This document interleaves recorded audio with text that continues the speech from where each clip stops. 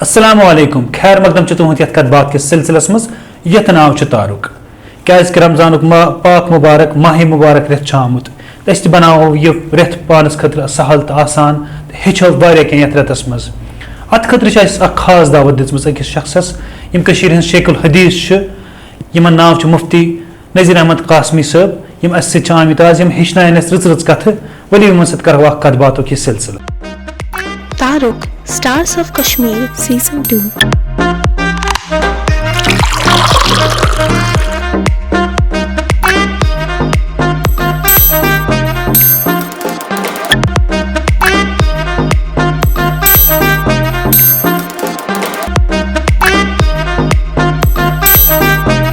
السلام علیکم مفتی صاحب، آپ کا خیر مقدم ہے ہمارے اس پروگرام میں اور میں آپ کا بہت شکریہ کرتا ہوں کہ آپ نے قیمتی وقت نکالا.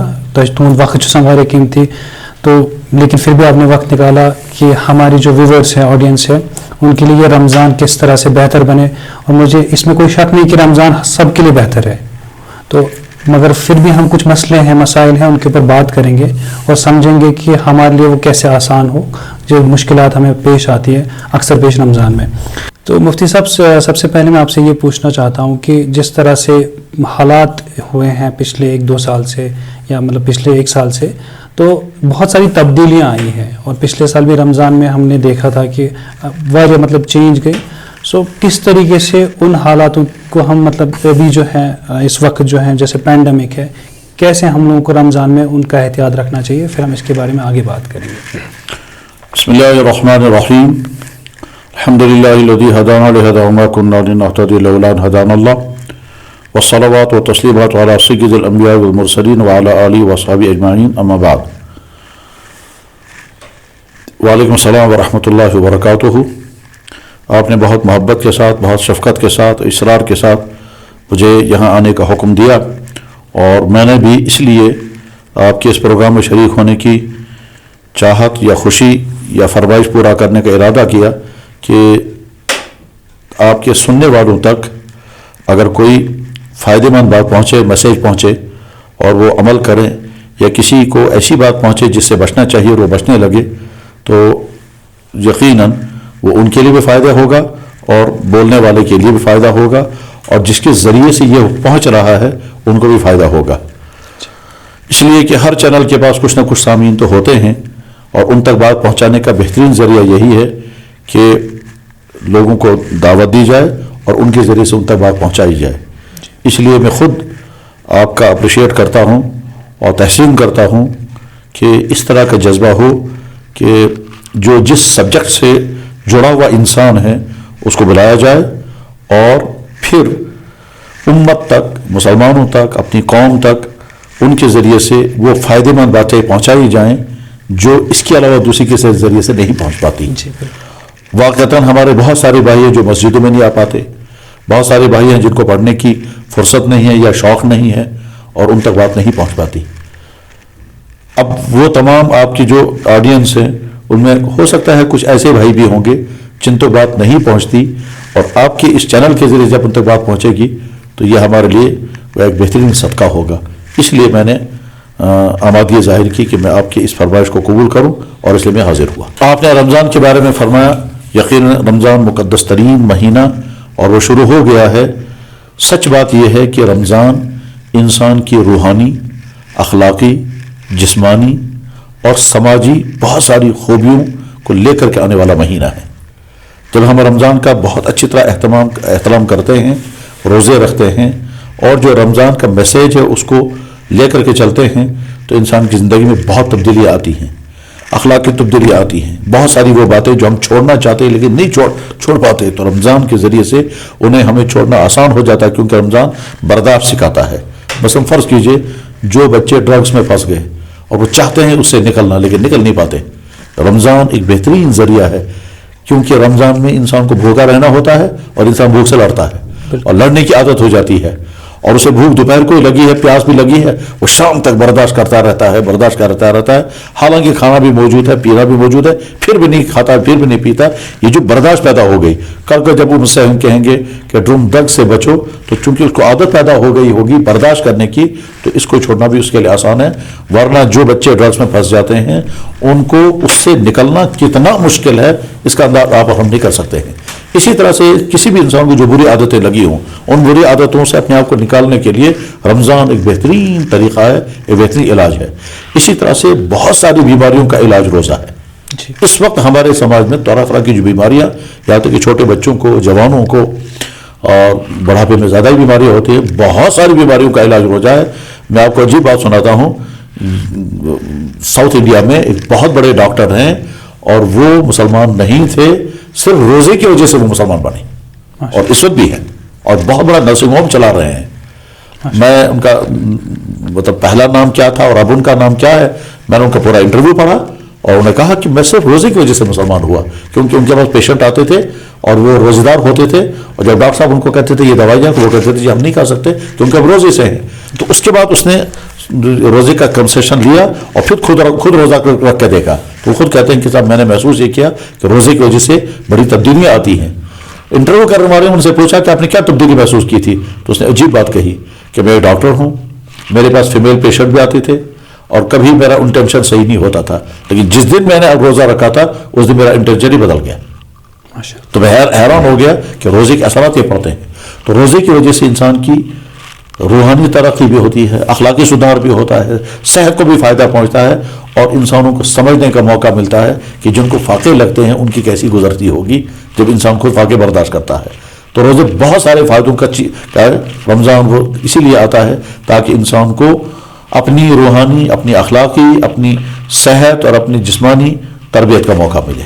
اس لیے رمضان کا استقبال بہت خوشی کے ساتھ کرنا چاہیے اور شوق کے ساتھ روزے رکھنے چاہیے. سچ مانیں، یقین جانیں، روزوں کے بہت فائدے ہیں اور بھوک برداشت کرنے کے بہت فائدے ہیں. جی حقیقت یہ ہے بھوکا رہنے سے اتنی بیماریاں نہیں ہوتی ہیں جتنا زیادہ کھانے سے ہوتی ہیں، اور زیادہ کھانے کی علاج روزہ ہی ہے. بالکل. میں اپنے ناظرین سے کہنا چاہتا ہوں کہ ہمارے شو میں کئی سارے سیگمنٹ ہوتے ہیں، لیکن کیونکہ ہم چاہتے ہیں کہ یہ جو ہمارا مفتی صاحب کا قیمتی وقت ہے، ہم زیادہ سے زیادہ ان سے نالج حاصل کریں اور رمضان کو بہتر سمجھیں کہ یہ ہمارے لیے، جیسے انہوں نے کہا کہ بہت سارے فائدے ہیں جو ہمیں پتہ بھی نہیں ہوں گے، ان کے بارے میں تھوڑا سا سمجھیں گے. تو ہم ان سیگمنٹس کو آج نہیں کریں گے، لیکن پھر بھی آگے ہم کچھ اور چیزیں ہیں جو ان سے سوالات ہیں وہ پوچھیں گے، ہمارے ناظرین کے کچھ سوالات ہیں وہ بھی پوچھیں گے، اور کچھ مطلب اور بھی ہم سیکھنے کی کوشش کریں گے ان سے. تو مفتی صاحب، ہمارا ایک اس پروگرام میں ایک سیگمنٹ ہوتا ہے جیسے اوپینین کہتے ہیں ہم لوگ، تو ہم نے آپ کے لیے بھی ایک اوپینین رکھا ہے کہ جیسے معاشرے میں علماء ہیں، علماؤں سے دو طرح کے علماء، جیسے میں اپنی مطلب اس میں کہوں گے ہارڈ لائن ہوتے ہیں، سافٹ لائن ہوتے ہیں. اگر مجھے کوئی علماء جیسے ہارڈ لائن اپروچ دکھاتے ہیں، میری کوشش رہے گی کہ میں ان سے نہ جڑوں. ایک انسان کا یہ ایک مطلب اس طریقے کا ذہن ہے. تو علماؤں کا کیا رول ہوگا اور اس لوگوں کا کیا رول ہوگا کہ علماؤں سے کیسے جڑے؟ کیونکہ مجھے لگتا ہے یہ بہت ضروری ہے کہ جب تک ہم علماؤں سے نہ جڑے ہم بہت ساری چیزوں کو نہیں سمجھ سکتے ہیں. پہلا سوال آپ نے بہت اچھا اور اہم سوال اٹھایا ہے.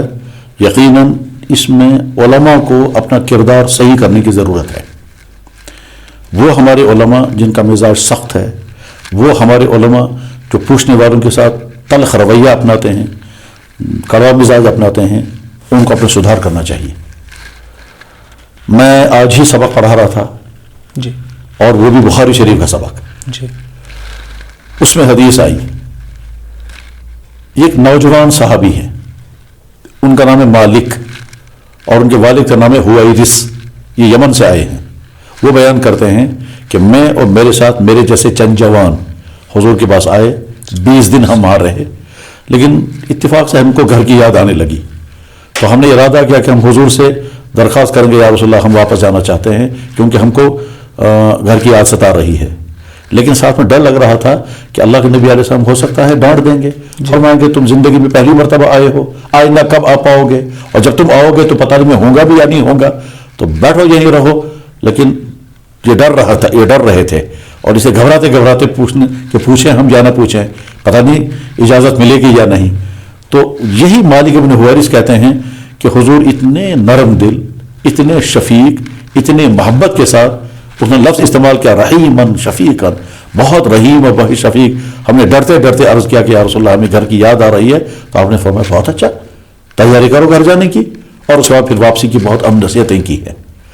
तो हमारे नबी का रवैया हर इंसान के साथ बहुत मोहब्बत का, बहुत शफकत का, बहुत हमदर्दी का, बल्कि बाज़ दफ़ा बहुत ही गलत सवाल करने वाला सवाल करता था, उस वक्त अल्लाह के नबी अलैहि सलाम बहुत नरमी से समझाते थे। तो इसलिए हमारे लिए नमूना वही है कि जब किसी आलिम से कोई बात, कोई मसला पूछने के लिए आए तो उसका रवैया बड़ी मोहब्बत का होना चाहिए, बड़ी शफकत का होना चाहिए, और इस सवाल पूछने वाले का मिजाज देखना चाहिए, और जिस सतह का है उसी सतह का जवाब देना चाहिए।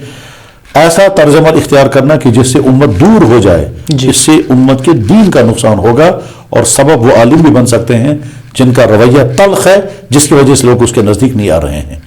अल्लाह के नबी ने फरमाया इन्नल्लाह रफ़ीक युहिब्बुर रिफ़्क़, अल्लाह बहुत नरम है और नरमी को पसंद करते हैं। तो हम सबको नरम रवैया अख्तियार करना चाहिए। यह हमारे दीन का हुक्म उन तमाम उलमा के लिए है जिनको अल्लाह ने उलमा के मनसब पर बिठाया है। उनका रवैया उम्मत के साथ शफकत का, हमदर्दी का, नरमी का, बहुत तल्ख बातें सुन करके नरम अंदाज से, मीठे अंदाज से जवाब देने का होना चाहिए। मुफ्ती साहब, जो मेरा आपसे दूसरा एक सवाल है कि आज के माशरे में ये जो नौजवान है ये उठते हैं, इंटरनेट से कोई मतलब हदीस उठाते हैं, और उसका जो तर्जुमा एक अलग चीज़ होती है, तफसीर एक अलग चीज़ होती है, उसकी इम्प्लीमेंटेशन अलग होती है। सो ये किसी मतलब आलिम के पास नहीं जाते हैं। ये किस हद तक सही है कि मतलब जो हमारी यूथ है, आलिमों के पास जाना मैं समझता हूँ कि बहुत ज़रूरी है। तो इस चीज़ को हम मतलब किस तरह से माशरे में कैसे लाए कि जो हमारा इंटरनेट पे एक मैं इसको बोलता हूँ ओशन ऑफ नॉलेज है, किस तरीके से देखिए कि क्या सही है क्या गलत है। बहुत अच्छा। पहली बात यह है कि एक मुसलमान को ये डिसाइड करना है कि दीन हासिल करने का सही तरीक़ा क्या है जी। और ये दीन ही नहीं, दुनिया का जो भी सब्जेक्ट है उसके मुतालिक इंसान को तय करना है कि उस सब्जेक्ट को हासिल करने का तरीक़ा क्या है। मसलन कोई ज़हीन से ज़हीन इंसान भी अगर होगा और अपने इलाज करना चाहेगा तो वो मेडिकल की बुक नहीं खोलेगा, वो डॉक्टर के पास जाएगा, डॉक्टर के पास। इसी तरह से अगर किसी को कोई कंस्ट्रक्शन करना होगा तो वो इंजीनियरिंग की बुक नहीं खोलेगा या आर्किटेक्चर की किताब नहीं खोलेगा, और इंटरनेट पर जाकर ये नहीं देखा कि दुनिया में बिल्डिंगें कहाँ कहाँ कैसी कैसी हैं और उसकी बुनियाद पर वो अपना नहीं, वो इंजीनियर को। इसी तरह से अगर कोई कानून के किसी मसले के बारे में जानना चाहेगा तो लॉ की किताबें और कोर्टों के जो फैसले हैं वो ला करके पढ़ना शुरू कर दे और जाकर बाद में केस लाने लगे, ऐसा नहीं होगा। हम वकील नहीं हैं तो हमको वकील से मदद लेनी है। जब कोई केस होगा अदालत का, हम डॉक्टर नहीं हैं तो हमको डॉक्टर से मदद लेनी होगी। जब केस होगा हमारी बीमारी का, हम जिस शोबे के साथ, जिस सब्जेक्ट के साथ जुड़े हुए नहीं हैं, उसमें अगर हमें मदद लेनी है तो उसके माहिर को ढूंढते हैं। जनाब, हिस्ट्री वाला जोग्राफी में दखल नहीं देता और जोग्राफी वाला हिस्ट्री में दखल नहीं देता है, बल्कि अगर कोई केमिस्ट्री का प्रोफेसर है तो वो फिजिक्स में दखल नहीं देता है, पूछने वाले से कहता है फिजिक्स का सवाल है, फिजिक्स वाले से पूछिए आप। दीन के मामले में भी यही है कि दीन इंसान को सीखना चाहिए उनसे जो दीन के माहिर हैं। और दीन का माहिर कौन है? जिसने बाकायदा दीन को पढ़ा होगा। जैसे मेडिकल का माहिर वो है जिसने मेडिकल पढ़ा होगा, ऐसे दीन का माहिर वो है जिसने दीन को पढ़ा होगा। ये जो आज का मिजाज पैदा हुआ है कि साहब जब भी सवाल पैदा हुआ फौरन इंटरनेट से हदीस निकाली, ये तरीका गलत है और इसकी वजह से बाज दफा बहुत बड़ी खराबी में इंसान मुब्तला हो सकता है। मैं इसकी मिसाल बताता हूँ जी। मसलन कुरान करीम में आयत है, अल्लाह ताला फरमाते हैं इअमलू मा शीतुम, तुम करो जो तुम्हारा जी चाहे जी। अब क्या अल्लाह ताला यही कहना चाहते हैं कि तुम करो जो तुम्हारा चाहिए? इसका मतलब यह है कि हमें तो सब कुछ अलाउ हो गया, लेकिन वहां मतलब ये नहीं है। मतलब ये है डांटते हुए अल्लाह ताला फरमा रहे हैं करो जो मर्जी आए, फिर देखना उसकी सजा क्या लगेगी। एक सरकाज़म है उससे। तो गोया मतलब ये है कि अल्लाह ताला कहना चाहते हैं मत करो, लेकिन अंदाज क्या करो जो जी चाहे। ठीक ये ऐसा ही है जैसे कोई बाप अपने बेटे को डांटते हुए कहता है कार से बेमूर्छत, सरकार से सार्कास्टिक। तो गर्ज ये कि कभी जुमला होता है मुस्बत और मकसद होता है मनफी, यानी ऐसा मत करना, और लेकिन अल्लाह फरमा रहे हैं कि करो तुम जो चाहो करो, मतलब है ऐसा मत करना। ठीक इसी तरह से कुरान में ही अल्लाह ताला फरमाते हैं कुरान के मुतालिक युदिल्लु बिही कसीरन व यहदी बिही कसीरा, इसकी वजह से बहुत सारे लोग गुमराह भी हो जाएंगे। मैं इसकी दूसरी मिसाल बताता हूं। मैंने आज ही हदीस पढ़ाई और बुखारी शरीफ में, जैसा कि मैं अभी कहा कि صحابہ کہتے ہیں کہ ہم میں سے کچھ صحابی شراب پی کر جنگ احد میں وہ شہید ہو گئے اور ہم کو شہید کہہ رہے تھے. اب ایک آدمی جب اس کو پڑھے گا وہ کہے گا صحابہ کرام میں شراب پی ہے تو یہ حرام کیسے ہو گئی پھر؟ جی بس اتنے پہ فیصلہ جب کرنے لگے گا تو وہ دھوکہ کھا جائے گا، کیونکہ یہ اس وقت کی بات ہے جب ابھی شراب حرام ہوئی نہیں تھی. آگے چل کر کے قرآن کی آیت بھی آ گئی، آگے چل کر اللہ کے نبی نے اعلان کر دیا، لیکن حدیث موجود ہے. حدیث موجود ہے. تو اس لیے یہ طریقہ صحیح نہیں ہے کہ آدمی فوراً نیٹ سے حدیث نکالے اور حدیث پر فیصلہ کرنے لگے. نہیں، ایسا ہو سکتا ہے کہ حدیث ہے وہ منسوخ ہو چکی ہو لیکن حدیث رہے گی. ایسا ہو سکتا ہے کہ اس حدیث میں اخلاقی ہدایت ہوگی اور آپ اس کو قانون کے دائرے میں لائیں گے. ایسا ہو سکتا ہے کہ ایک حدیث میں تاکید تو نہیں ہے لفظوں میں لیکن اندر سے تاکید ہے، اور ایسا بھی ہو سکتا ہے کہ ایک حدیث میں تاکید ہے مگر مقصد تاکید نہیں ہے.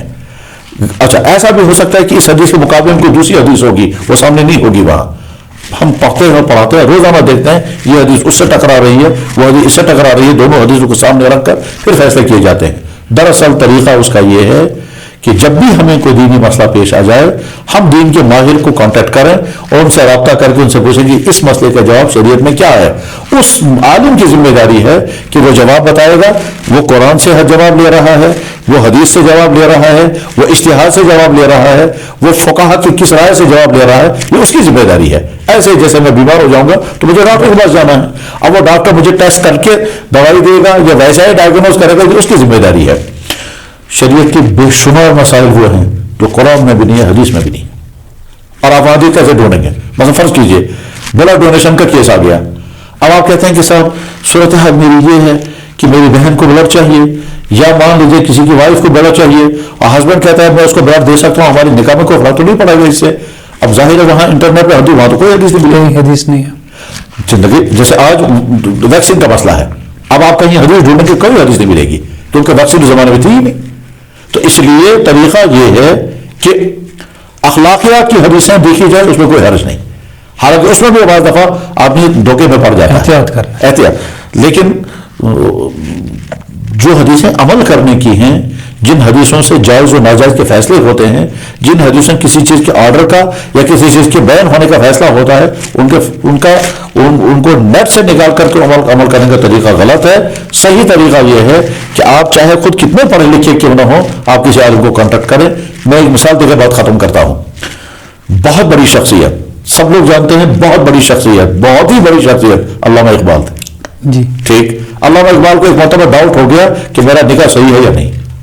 اچھا، کیوں ڈاؤٹ ہوا تھا وہ اس وقت میں ڈیٹیل نہیں بتا سکوں گا، ٹائم ہمارا کم ہے، لیکن بہرحال ڈاؤٹ ہو گیا کہ میرا نکاح صحیح ہے یا نہیں. اور جس بیوی کے ساتھ یہ نکاح کا ڈاؤٹ ہوا ہے اس کا بھی شادی رخصت ہی نہیں ہوئی تھی، ابھی جب نکاح ہوا تھا. تو نکاح ہونے کے بعد علامہ اقبال کو ڈاؤٹ ہو کے شاید میرا نکاح صحیح ہے یا نہیں، خود فیصلہ نہیں کیا. حالانکہ خود قانون کی ماہر، اسلام کی بھی ماہر، کتابیں ان کے پاس موجود تھی، کسی بک کھول کر کے فیصلہ کر سکتے تھے میرا نکاح صحیح ہے یا نہیں. ڈاؤٹ ہے، انہیں ضروری سمجھا کسی عالم سے پوچھنا. اور یہ ساری روایات جو میں عرض کر رہا ہوں یہ ان کے بیٹے نے لکھی ہے. ڈاکٹر علامہ اقبال کے بیٹے کا نام تھا جسٹس جاوید اقبال، انہوں نے کتاب لکھی ہے زندہ رود، اس کے اندر یہ ڈیٹیل موجود ہے کہ ابا جان کو میری والدہ کے ساتھ نکاح کے بارے میں ڈاؤٹ ہو گیا تھا. یہ جاوید اقبال صاحب کی والدہ تھی. تو علامہ اقبال جیسا شخص نکاح میں ڈاؤٹ ہو گیا تو اس کا فیصلہ خود نہیں کر رہے ہیں، کتاب کھول کر نہیں، انہوں نے عالم کے پاس آدمی بھیجا. تو اس لیے طریقہ صحیح یہ ہے کہ کسی قابل اعتماد عالم کے ساتھ کانٹیکٹ میں رہنا چاہیے اور کہنا کہ جی جب بھی مجھے مسئلے کی ضرورت پڑے گی میں آپ سے مسئلہ پوچھتا رہوں گا، نماز کے، روزے کے، زکوٰۃ کے، وضو کے، غسل کے، کھانے پینے کے، رہن سہن کے. ٹھیک، بچے کالجوں میں پڑھتے ہیں وہاں کیا مسائل پیش آتے ہیں وہ پوچھیں، کوچنگ سینٹر میں جاتے ہیں وہاں کیا مسائل آتے ہیں وہ پوچھیں. نکاح کے مسائل ہیں، شادی ہو گئی تو بیویوں کے ساتھ رہنے کے مسائل ہیں، اسی طرح سے کوئی ڈسپیوٹ ہو جائے اس کے مسائل ہیں. بے تکلف عالموں سے پوچھنا چاہیے. اور بلکہ ہم تو یہ کہتے ہیں کہ ہر جوان کو اپنے لیے کوئی نہ کوئی عالم مقرر کر کے رکھنا چاہیے، جیسے بہت سارے لوگ فیملی ڈاکٹر بنا کر کے رکھتے ہیں، اسی طرح سے کسی عالم کے ساتھ کانٹیکٹ بنا پہلے چیک کریں اچھی طرح سے، اور اس کے بعد کہیں کہ صاحب میں دین کے مسئلے ہمیشہ آپ سے پوچھتا رہوں گا، یہ آپ کی ذمہ داری ہے کہ آپ مجھے صحیح گائیڈ کرتے رہیں. یہ ہے صحیح طریقہ جو اسلام کی تاریخ میں ہمیشہ یہی رہا ہے، آج بھی یہ اپنانا چاہیے. آپ نے ہمیں موقع دیا کہ ہم بھی مطلب مسئلے مسائل ہیں وہ بھی آپ سے پوچھیں، تو ہمارے بھی کچھ مسئلے مسائل ہیں، کچھ اور بھی مطلب क्वेश्चंस हैं जो हम आपसे पूछेंगे। तो मुफ्ती साहब, रमज़ान के हवाले से मैं थोड़े से आपसे कुछ सवालात पूछना चाहूँगा, क्योंकि रमज़ान का जो पाक महीना है इसमें मुझे लगता है हमें पर कई तरह के मौके हैं कि हम खुद को बेहतर बना सकें। तो अक्सर हमें एक ये आता है कि खाली नमाज पढ़नी है, खाली हमें रोज़ा रखना है, लेकिन बहुत सारी ऐसी इबादतें हैं रमज़ान के अंदर कि जिसके अंदर खुद को हम मशगूल रख सकते हैं कि वो किस तरह की इबादतें हैं। बहुत अच्छा। पहली बात यह है कि इस्लाम में इबादत का तस्वुर क्या है। जी। जवाब, इबादत के दो तस्वुरात हैं, कम से कम, ज़्यादा भी हो सकते हैं लेकिन इस वक्त दो का कम। इबादत का एक तस्वुर है जिसका बंदे का अल्लाह का ताल्लुक, इसमें नमाज, रोज़ा, नमाज, रोज़ा, तिलावत, तस्बीह, दुआएं, इस्तिग़फ़ार, कलिमात, औरात, ये वो इबादतें जिनका ताल्लुक अल्लाह की ज़ात के साथ है। और इबादत की दूसरी किस्म वो है जिसका ताल्लुक इंसानों के साथ है, मखलूक के साथ। मसलन अल्लाह के नबी ने फरमाया रास्ते से तकलीफ देने वाली चीज़ को हटाना सदका है, किसी गरीब की मदद करना सदका है। अल्लाह के नबी ने फरमाया कि जो किसी के मदद के लिए उठ खड़ा हो जाए अल्लाह उसकी मदद के लिए खड़े होते हैं। अल्लाह के नबी ने फरमाया तुम्हें सबसे बेहतर इंसान वो है जो इंसानों को राहत पहुंचाए। तो इबादत का वो शोबा जिसका ताल्लुक अवाम और इंसानों को राहत पहुंचाने से है, उस इबादत को तो हम ज़हनों से निकाल चुके हैं। हमने इबादत का तस्वुर महदूद कर लिया है कि बस इबादत नाम है सिर्फ ज़ुबान से पढ़ने का, या वो नमाज। बिलाशुबा नमाज सबसे बड़ी इबादत है, बिलाशुबा कुरान करीम तिलावत बहुत बड़ी इबादत है, बिलाशुबा इस्तिग़फ़ार बहुत बड़ी इबादत है। लेकिन इसके माना यह नहीं कि इबादतें इतनी हैं। रमज़ान दरअसल इंसान को इबादत गुजार बनाने का मिजाज पैदा करता है। लिहाजा जैसे हमने रोज़ा रखा, रोज़े के साथ नमाजों की पाबंदी की जाए, कुरान की तिलावत की जाए, इस्तिग़फ़ार किया जाए, और उसके बाद फिर जो अगर वक्त फालतू बचता है तो दसियों ऐसी इबादतें हो सकती हैं। मसलन हमने देखा महल्ले में गंदगी का ढेर जमा हुआ है, म्यूनिसिपैलिटी वाले अगर नहीं उठा पा रहे हैं, अगर हमसे हो सकता है तो गंदगी वहाँ से साफ कराई जाए, इबादत है। हमने देखा कि मसलन नाली हमारी साफ नहीं है क्योंकि नाली में कचरा जमा हो गया है, हम जाकर के अगर वो कचरा दूर करेंगे, बहुत सारे लोगों को तो ये बहुत नीचा, लेकिन अल्लाह के नबी फरमा रहे हैं तुम्हें सदक़े का सवाब मिलेगा। इमाततुल अज़ा अन तरीक़ सदक़तुन, रास्ते से तकलीफ देने वाली चीज़ को हटाना सदका है। गरज हमारे नबी ने इंसानों की खिदमत, जानवरों की खिदमत, मखलूक को राहत पहुंचाने को इबादत का दर्जा दिया। इस्लाम की खूबी यही है कि वो उन चीज़ों को भी इबादत बना देता है जिन चीज़ों को इबादत होने का तस्वुर ही नहीं है। मसलन निकाह करना इबादत है, दुनिया की किसी कौम में तस्वुर ये नहीं है कि निकाह करना इबादत है। तो इसलिए रमज़ान में आदमी अपने आप को अल्लाह की इबादत के साथ मखलूक की खिदमत, और मखलूक की खिदमत भी इबादत ही है। इसलिए किसी एक शोबे के साथ मुंसलिक न रह करके इन तमाम शोबों के अंदर अगर इंसान इखलास के साथ तो इस्लामी तालीम के मुताबिक करेगा तो सुबह से शाम तक इंसान न जाने कितनी किस्म की इबादतों का सवाब समेटेगा। एक और मैं सवाल जो आपसे पूछना चाहता हूँ कि जो स्टूडेंट्स हैं हमारे, अब ये स्टूडेंट आज के टाइम में इनको इतना वर्कलोड मिलता है, मगर मुझे लगता है कि हमें बैलेंस करना सीखना चाहिए अपनी दीन और दुनिया की ज़िंदगी को। तो अब स्टूडेंट्स के लिए किस तरीके की मतलब आपके राय है कि हाउ कैन दे बैलेंस, उनको किस तरीके से ये बैलेंस करें? बहुत अच्छा। पहली बात यह है कि इस वक्त के सब्जेक्ट्स जो स्टूडेंट पर अब तकरीबन बढ़ते ही जा रहे हैं, इतने ज़्यादा हैं कि वो बेचारा सुबह से शाम तक पहले स्कूल में, फिर होमवर्क में, फिर उधर से ट्यूशन में, तो सुबह से शाम तक इसी में रहता है। रमज़ान मुबारक में ज़ाहिर है दो ही सूरतें हैं, या तो हम रमज़ान के रोज़े छोड़ दें और वो सिलेबस पढ़ते रहें, और या फिर हम रमज़ान के रोज़े रखें और सिलेबस के बारे में कमज़ोर हो जाए। तो इस बैलेंस करना चाहिए, और वो ये कि आम तौर पर सुबह तक इंसान जो है वो किसी न किसी दर्जे में फ्रेश होता है, बस जो कुछ पढ़ाई है वो सुबह तक। और इसके लिए हम चाहते भी हैं, कहते भी हैं कि स्कूलों की इंतज़ामिया बस सुबह के टाइम में बैलेंस कर लें और उसके बाद दोपहर की छुट्टी कर दें, ताकि शाम तक बच्चे जो हैं वो फ्री रहें, और रोज़े की वजह से अगर वो थोड़े से एग्जॉस्ट हो गए हों तो उनको लोड ना पड़े। लेकिन अगर खुदा न खास्ता किसी पर रोज़े की वजह रोज़ा जो है वो बीमार होने का सबब बनता है, तो उस वक्त उसको रोज़ा छोड़ करके जब तक ये सिलेबस कंप्लीट ना हो जाए आगे रोज़ा रखना चाहिए। लेकिन कुल्ली तौर पर रमज़ान को रोज़ा छोड़ दें वो बेहतर नहीं। मुफ्ती साहब, रमज़ान के हवाले से ही मैं आपको मुख्तसर क्वेश्चंस पूछूंगा कि जैसे रमज़ान में हमें कुछ इस तरह की प्रॉब्लम्स आती हैं या हमें समझ नहीं आता है कि शायद हमारा रोज़ा तर्क हो गया या इस तरह के मसाइल आते हैं, تو سب سے پہلے میں آپ سے یہی پوچھوں گا کہ بیسک وہ کیا چیزیں ہیں جن سے روزہ ترک ہوتا ہے؟ پہلی بات یہ ہے، یہ روزہ ایک تو ہے روزہ ترک کرنا، اور ایک ہے روزہ ٹوٹ جانا۔ جی ایک وہ انسان کے جس کو روزہ چھوڑ دینے کی اجازت ہے۔ پہلی بات، جو بھی آدمی بیمار ہو اس کو روزہ چھوڑ دینے کی اجازت ہے، لیکن کس بیماری میں اس کا فیصلہ یا وہ خود کرے گا یا ڈاکٹر کرے گا۔ مثلا وہ یہ سمجھتا ہے کہ میں جس بیماری میں ہوں اس بیماری میں روزہ نہیں رکھ پاؤں گا، تو اسلام اس کو اجازت دیتا ہے آپ بعد میں روزہ رکھ لینا۔ ایک انسان سفر میں ہے اور وہ سمجھتا ہے کہ سفر میں روزہ نہیں رکھ پاؤں گا، اسلام اسے اجازت دیتا ہے کہ آپ یہ روزے بعد میں رکھ لینا، اور یہ اجازت قرآن میں موجود ہے۔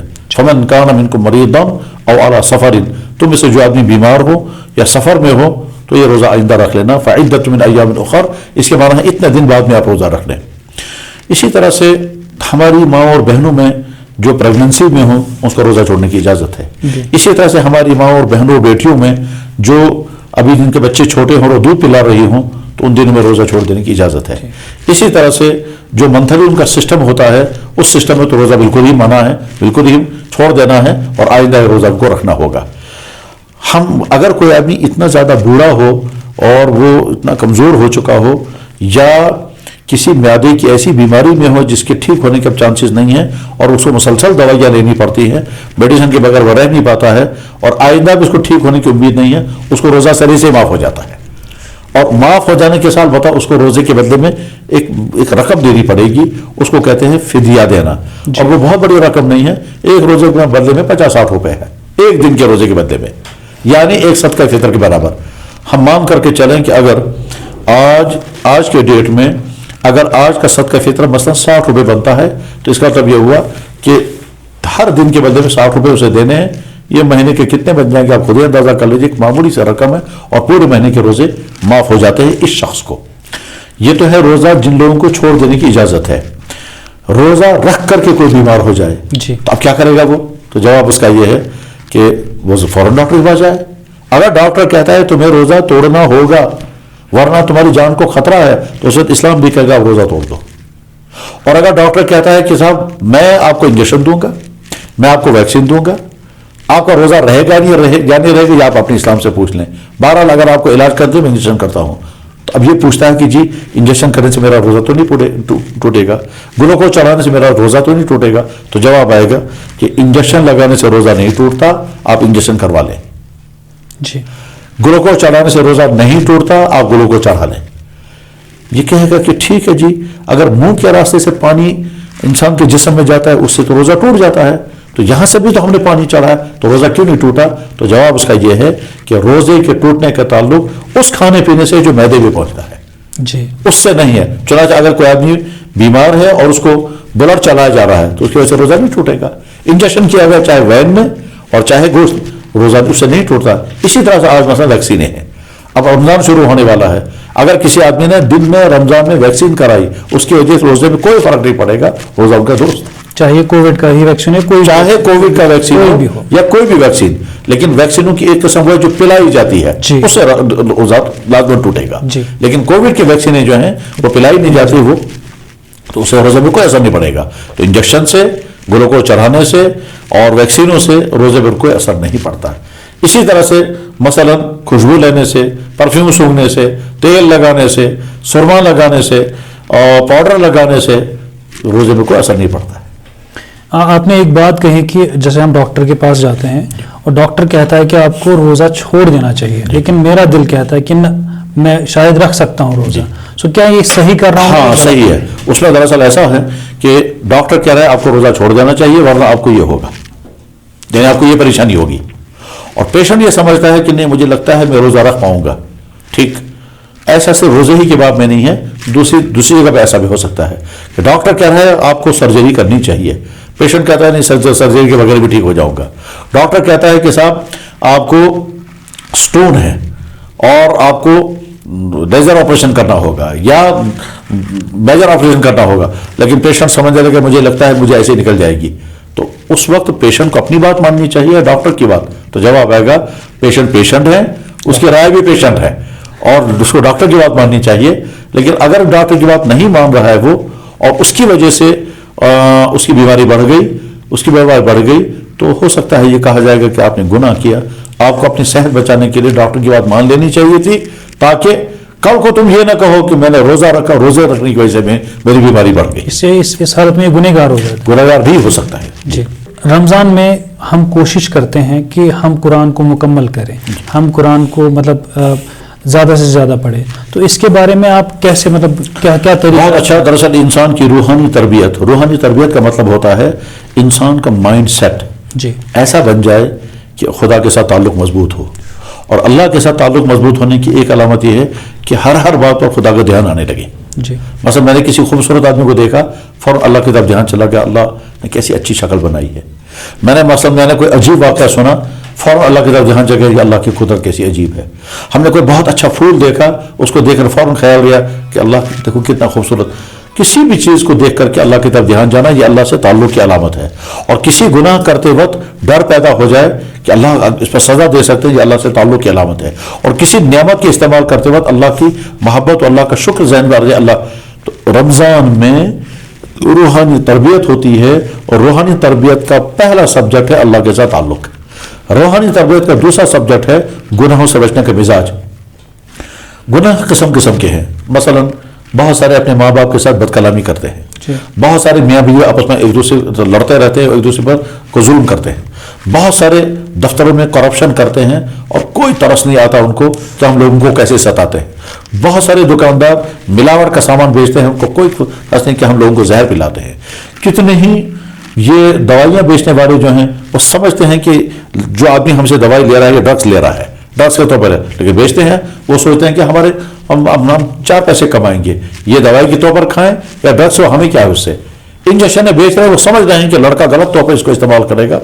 غرض یہ کہ جو جرائم کی دنیا ہے, کمانے میں, اٹھنے بیٹھنے میں, یا بہت سارے لڑکوں اور لڑکیوں کے آپس میں غلط تعلقات ہیں, تو ان تمام جرائم سے بچنے کا مزاج پیدا ہو جائے.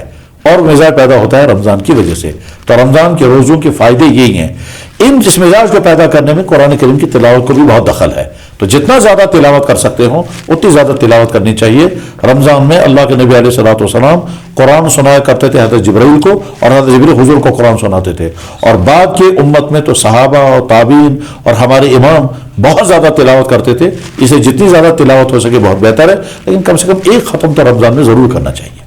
تو ایک اور سوال جو ہے, مطلب یہ ہمارے پاس یہ سوال آیا کہ جیسے عورت ہیں, ان کے مطلب منتھلی سائیکل ہوتے ہیں, جب وہ روزے ان کے مس ہو جاتے ہیں تو کیا اس کا کفارہ بھرنا پڑتا ہے یا اس کا نہیں؟ وہ روزے آئندہ جب وہ ٹھیک ہو جائیں گے یعنی رمضان کے بعد جو ان کے نارمل دن ہوں گے, اور نارمل دنوں میں اتنے دن کے روزے رکھنے ہوں گے, اس کا کفارہ نہیں ہے. لیکن اگر خدا نخواستہ عورت ایسی عمر میں پہنچ گئی ہے کہ اب وہ روزے رکھ ہی نہیں سکتی ہے, تو پچھلے رمضانوں کے چھوٹے ہوئے روزوں کے بدلے میں اس کو کفارہ دینا ہوگا, اور ایک کفارے کے بدلے میں آج کا صدقہ فطر جتنا ہے اتنا دینا ہوگا. پریگننسی اور دراصل اسلام یہ چاہتا ہے کہ روزوں کے ذریعے سے جو فائدے انسانوں کو ملتے ہیں نا, جسمانی فائدے, اخلاقی فائدے, اس لیے اسلام کوشش کرتا ہے روزے ہی رکھ لیں تاکہ یہ فائدے ان کو پہنچے.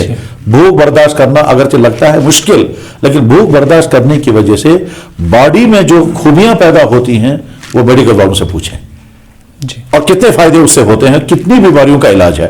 بلکہ یہ تو بہت بڑا چیپٹر ہے, بہت بڑا سبجیکٹ ہے کہ روزوں کے جسمانی فائدے کیا کیا ہیں. اور اس میں کوئی شک ہی نہیں ہے کہ اگر روزوں کے جسمانی فائدے نہ ہوتے, روحانی فائدے نہ ہوتے, تو اللہ کو کیا خوشی ہوگی اپنے بندوں کو کہیں گے بھوکے رہو. اللہ کو کیا خوشی ہوگی اپنے بندوں سے کہیں گے کہ ایسا پانی تمہارے لیے مگر پینا مت. یہ دراصل اسی لیے کہ انسان قابو کا سے نہ سیکھے, انسان کا نفس کنٹرول میں آنا سیکھے, اور ہم قابو کے بغیر کچھ نہیں کر سکتے.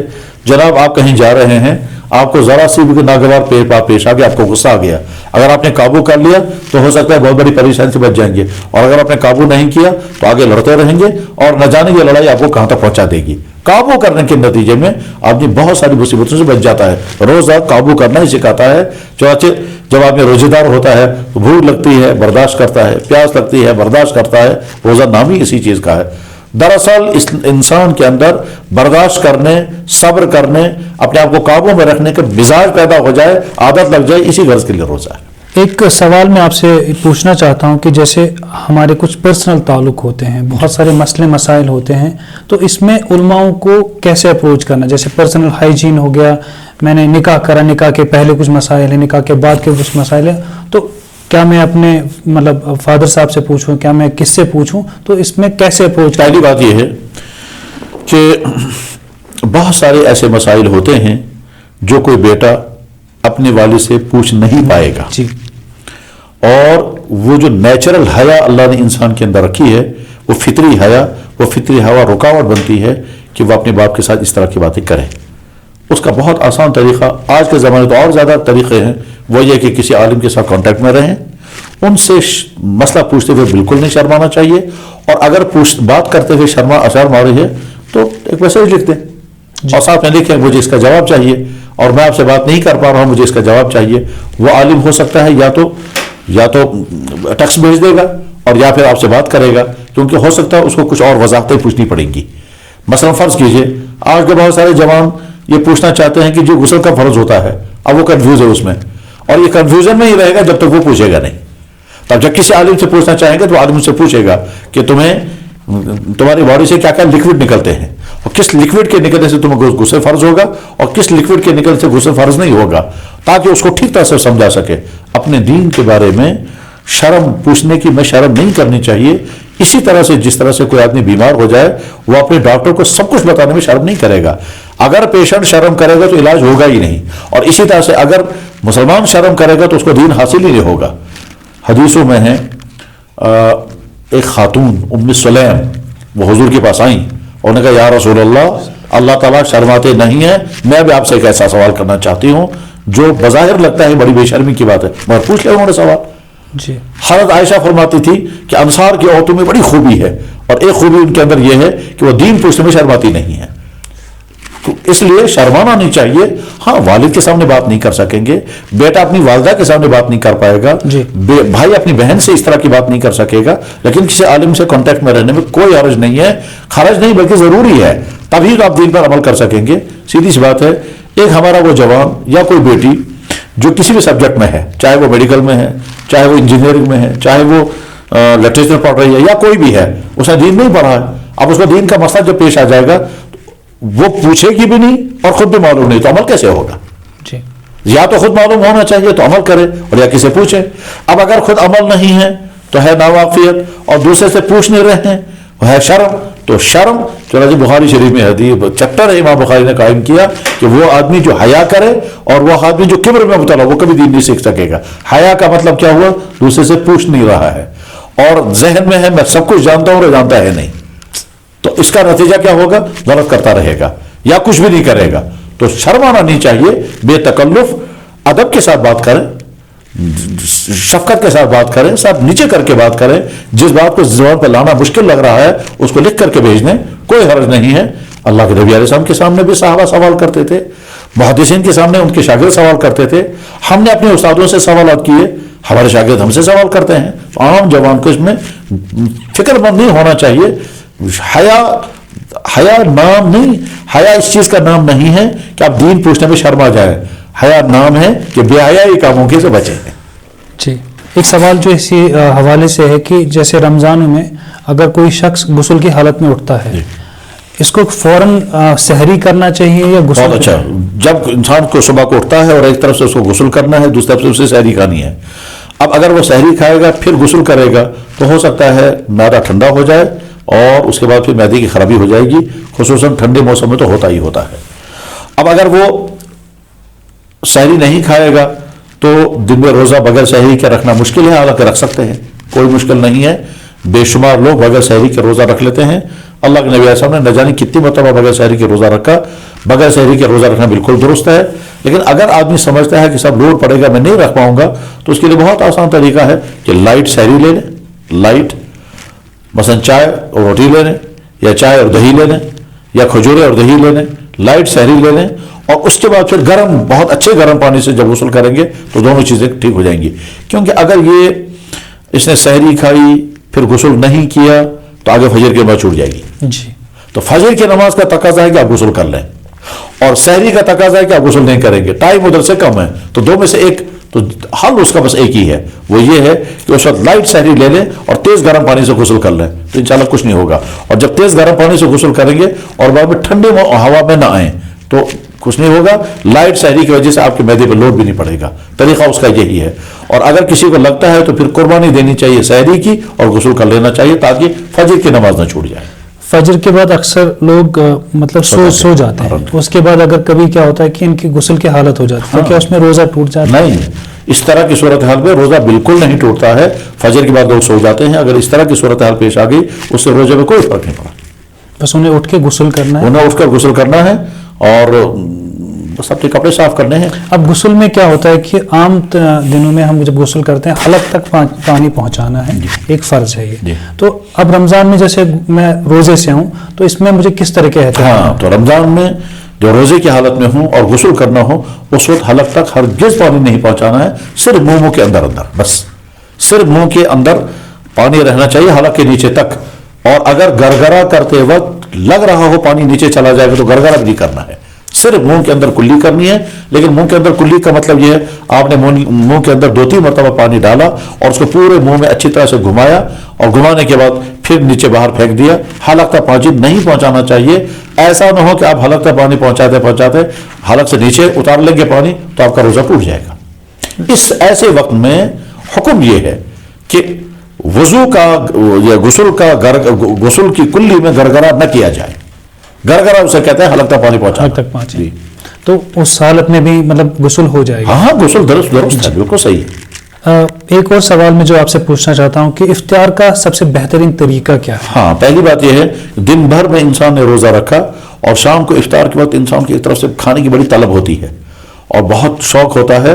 اور سچ مجھے باقی دنوں میں کھانے کا اتنا مزہ نہیں آتا جتنا افطار کے وقت آتا ہے, اور اس کی وجہ جو ہے وہ دن بھر کا بھوکا رہنا ہے. چنانچہ بہت سارے لوگ بھوکا رہ کر کے جب کھانا کھاتے ہیں تو وہ کہتے ہیں وہ ٹیسٹ عام دنوں میں نہیں آتا ہے. واقعہ یہی ہے کہ کھانے کا مزہ تبھی ہے جب انسان کو پوری بھوک لگی ہو, اور جن لوگوں کو بھوک لگتی ہی نہیں ہے وہ ترستے رہتے ہیں کاش وہ ویسی بھوک لگتی پھر ویسے ہم کھانا کھاتے. بس وہ تو روٹین کا کھاتے ہیں ورنہ اندر بھوک نہیں ہوتی ہے. تو افطار کے وقت میں انسان کو بڑا شوق ہوتا ہے کھانے کھانے کا. اللہ کے نبی علیہ السلام کا طریقہ یہ تھا کہ آپ کھجور سے افطار کرتے تھے, اور میڈیکلی بھی کھجور بہت بہترین چیز ہے افطار کے لیے. ایک طرف سے وہ ہیوی چیز نہیں ہے, دوسری طرف سے وہ انسان کی باڈی کے اندر جو روزے کی وجہ سے کمیاں آئی ہے آدھے گھنٹے میں ساری کمی پوری ہو جاتی ہے کھجور لینے سے. تو کھجور اور اس کے بعد پانی, اس کے بعد پھر جب وہ کھجور باڈی میں چلی گئی اور اس کے بعد پھر تھوڑا ڈائجسٹ ہو گئی تو آپ ایک دم طاقت محسوس کریں گے. اس کے بعد کچھ دیر کے بعد کھانا کھانا چاہیے. یہ سب سے بہتر افطار تھے. ورنہ افطار کے وقت ہی اگر بہت سارا کھانا کھا لیا تو آپ ایک دم ڈھیلا پڑ جاتا ہے, بوجھ پڑ جاتا ہے. اس کے بعد پھر نماز پڑھنا مشکل, بلکہ کبھی کبھی آدمی فوراً گر جاتا ہے کہ ابھی ہمت ہی نہیں رہی 1-1.5 گھنٹے تک اٹھنے کی ہمت. یہ دراصل یہ اچانک جو معدے پر بوجھ پڑ گیا اس کی وجہ سے آدمی کھڑا نہیں ہو پاتا. اسی لیے یہاں کشمیر میں شام کو افطار کے وقت عام طور پر وہ ببری تریش, اور اسی طرح سے افطار کے وقت میں فرنی, کیونکہ فرنی جو ہے وہ لائٹ غذا ہے. تو معدہ جو دن بھر میں کھا رہا ہے اس کو اچانک بہت ہیوی غذا نہیں ڈالنی چاہیے. اس کی وجہ سے معدہ جو ہے وہ لوڈ محسوس کرتا ہے. لائٹ غذا دینی چاہیے. جب وہ لائٹ غذا ہضم ہو کر کے پھر انسان کے بدن میں کچھ طاقت ہے اب ہیوی غذا لینی چاہیے. اب جیسے سحری کا بہترین وقت اور افطار کا کیا بہترین وقت ہے؟ جیسے اذان ہو گئی تو کیا میں اس وقت سحری کر سکتا ہوں؟ ایک بہترین وقت جو ہے. ہاں, تو جواب اس کا یہ ہے کہ دیکھیے سحری کا ایک ٹائم ہے اینڈنگ کا. اس اینڈنگ کے ٹائم سے پہلے آپ کو سحری ختم کرنی ہے. پہلے زمانے میں تو وہ اینڈنگ کا ٹائم پتہ نہیں چلتا تھا. اس وقت تو علامت تھی جب صبح صادق ہو جائے گی. اور آج ہمارے پاس طرح طرح کے کیلنڈر ہیں, چھپے ہوئے کیلنڈر بھی آتے ہیں. یہ جو ہے موبائلوں پر بھی ٹائم آتا ہے. اسی طرح سے ریڈیو سے بھی اعلان ہوتا ہے, ٹی وی سے بھی اعلان ہوتا ہے, اور چھپے ہوئے کیلنڈر میں ٹائمنگ لکھی ہوئی ہوتی ہے اس ٹائم پر سحری. تو اس لیے ہم ان منٹوں کی رعایت کریں. مثلا مان لیجئے کسی دن لکھا ہوا ہے 5:05 پر سحری ختم ہوگی. اس کا مطلب یہ ہے کہ اس کے بعد صبح صادق شروع ہو گئی تو ہم کو 5:05 سے پہلے سحری ختم کر لینی چاہیے. وہ اینڈ ہے اس کا. اس اینڈ کے بعد پھر سحری نہیں کھانی چاہیے, اور اس کا تعلق اذان کے ساتھ بھی نہیں ہے بلکہ ٹائمنگ کے ساتھ ہے. ہمارا اذان پڑھنے والا ہو سکتا ہے چند منٹ پہلے پڑھے, اور ہمارا اذان پڑھنے والا ہو سکتا ہے کچھ دن پہلے دیر سے پڑھے. تو اصل میں میٹر اذان نہیں ہے, میٹر ٹائم ہے.